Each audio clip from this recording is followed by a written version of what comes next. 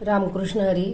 गुरुचरित्र पारायण करत असताना तुम्ही सकाळीच उठून लवकर तुळशीला पाणी वगैरे घालून सूर्याला पाणी घालून मग पारायणाला बसायचं. पारायणाला बसण्याच्या आधी एक माळ स्वामींची, एक कुलदैवतेची करायची आणि अथर्व शीर्ष म्हणायचं.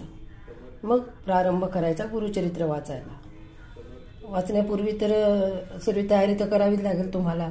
तुपाचा दिवा, एक गडवा पाणी, असं सर्व घेऊन मस्तपैकी सुशोभित करायची ती जागा, रांगोळी काढायची.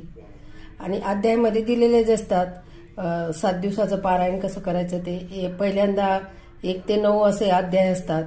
याच्यात दिलेलं असतं माऊलींचं, गुरु माऊलींचं हे वाचायचं बघा. हे असं इथे दिलेलं असतं 1 ते 9 पहिल्या दिवशी अध्याय, दुसऱ्या दिवशी 10 ते 29 असे बघा हे दिलेलं आहे.